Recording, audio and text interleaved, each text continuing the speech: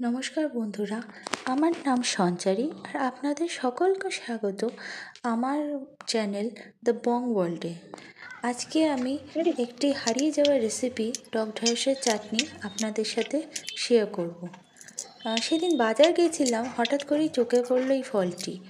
মার কাছে এই রেসিপিটা আমি শিখেছিলাম, তখন আমি সবে সবে রান্না করতে শিখেছি। টক ঢ্যাঁড়সটি প্রথমেই এরমভাবে দানাগুলো ছাড়িয়ে দিয়ে আলাদা করে নিতে হবে। পাপড়িগুলো, এগুলো ঠিক ফুলের পাপড়ির মতো দেখতে লাগে। দিয়ে আপনারা ওগুলোকে ভালো করে জলে ধুয়ে নেবেন। তারপর আমরা একটা কড়াইতে একটু সাদা তেল নিয়ে নেব। তার মধ্যে ফোড়ন দেবো হচ্ছে দুটো শুকনো লঙ্কা ফোড়ন দেব এবং গোটা সর্ষে ফোড়ন দেব।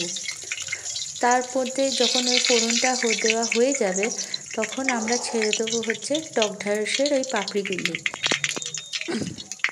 এবার টক ঢ্যাঁড়সের পাপড়িগুলোর মধ্যে আমরা আস্তে আস্তে দিয়ে দেবো হলুদ গুঁড়ো, লঙ্কা গুঁড়ো, একটু আমচুর গুঁড়ো আর নুন, স্বাদ মতো নুন দিয়ে ওই মশলাগুলো আমরা ভালো মতো মিশিয়ে নেব টক ঢ্যাঁড়সের এই পাপড়িগুলোর সাথে। দিয়ে আস্তে আস্তে আমরা এটিকে নাড়ব। এই চাটনিটার বিশেষত্ব হচ্ছে, এটা রান্না হয়ে গিয়ে যখন ঠান্ডা হয়ে যায় তখন পুরো জেলির মতো দেখতে আর খেতে লাগে। অসাধারণ একটি রেসিপি, যেটি এখনই খুবই কম দেখতে পাওয়া যায়।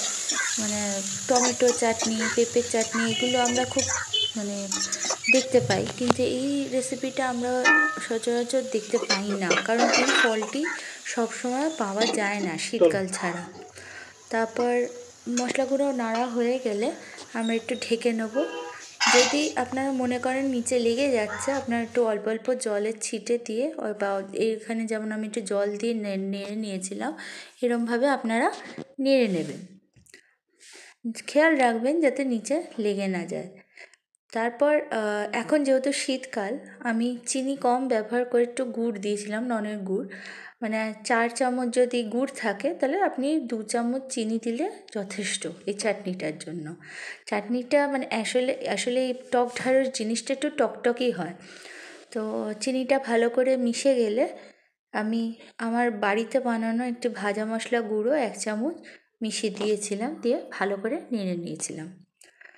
ভাজা মশলার রেসিপিটা যদি আপনাদের লাগে তো বলবেন, আমি আলাদা করে আপনাদের রেসিপিটা দেব। তো আর কিছুই না, হয়ে গেল আমাদের টক ঢ্যাঁড়স রেসিপিটি। ভালো লাগলে লাইক, কমেন্ট আর সাবস্ক্রাইব নিশ্চয়ই করবেন।